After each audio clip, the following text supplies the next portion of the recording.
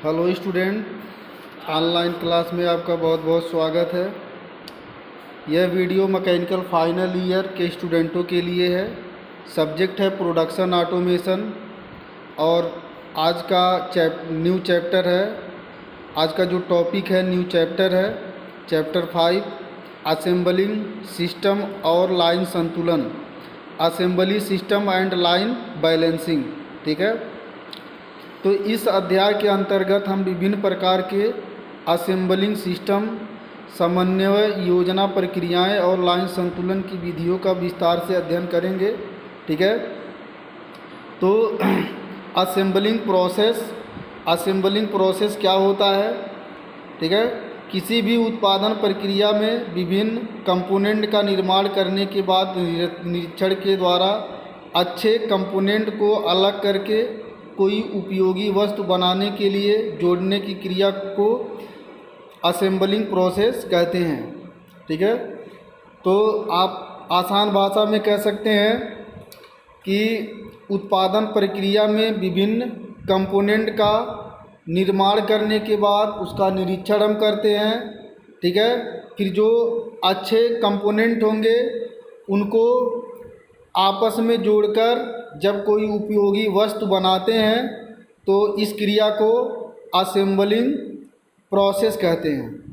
ठीक है, यानी कि जब कई कंपोनेंट को आपस में जोड़कर उपयोगी वस्तु बनाते हैं तो वह प्रक्रिया आपका समायोजन या असेंबलिंग प्रोसेस कहलाता है। ठीक है, अब जानेंगे कि असेंबलिंग प्रोसेस कितने प्रकार के होते हैं। तो असेंबलिंग प्रोसेस मुख्य रूप से 3 प्रकार के होते हैं। पहला है यांत्रिक जोड़, मैकेनिकल फास्टिंग। दूसरा है फ्यूजन की विधियाँ, फ्यूजन मेथड। फिर तीसरा है एडेसिव जोड़, एडेसिव बॉन्डिंग।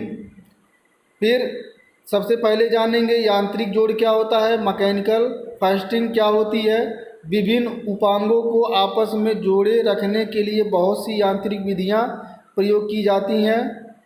जैसे नंबर 1 है चूड़ीदार जोड़, थ्रेड फास्टिंग। इसके द्वारा जब चाहे पार्ट्स को जोड़ सकते हैं और आवश्यकता अनुसार उन्हें अलग भी कर सकते हैं। इस विधि में असेंबली हस्तांतरण द्वारा होता है। स्वचालित मशीनों या रोबोटिक के द्वारा असेंबलिंग करने में कठिनाई आती है। फिर दूसरा है आपका रिवेट या अन्य इसी प्रकार की विधियां। इस विधि में रिवेट या फिर असेंबल होने वाले एक पार्ट ही मोल्ड करके पीटकर दूसरे पार्ट के साथ में असेंबलित किया जाता है। इस जोड़ को आवश्यकता अनुसार खोलना आसान नहीं होता है। जो आपका रिवेट है, रिवेट को क्या करते हैं, पीटकर किसी मोल्ड में असेंबलित करते हैं। यह अस्थायी जोड़ होता है।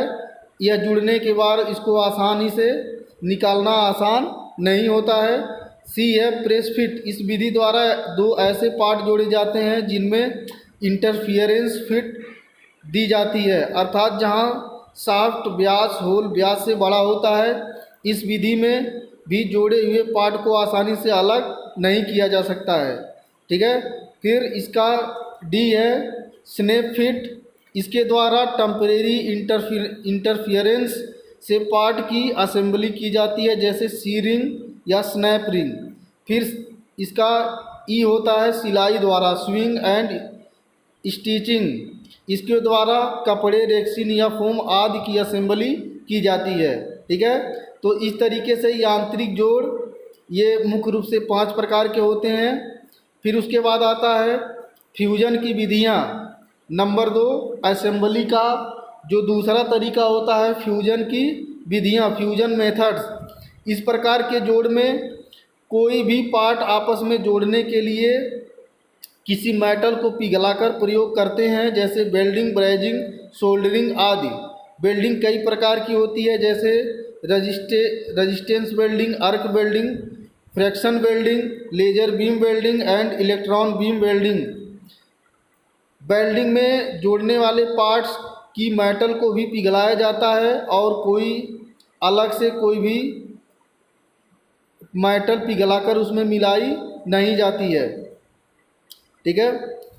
तो फ्यूजन में इसमें पार्टों को आपस में जोड़ने के लिए पिघलाया जाता है, जैसा कि इसका एग्जाम्पल वेल्डिंग, ब्रेजिंग, सोल्डरिंग। ठीक है। तो ये आपका फ्यूजन की विधियां हैं। उसके बाद तीसरा नंबर आता है एडेसिव जोड़। एडेसिव जोड़ आजकल किन्हीं दो पार्ट्स को जोड़ने के लिए एडेसिव का प्रयोग तेज़ी से बढ़ रहा है।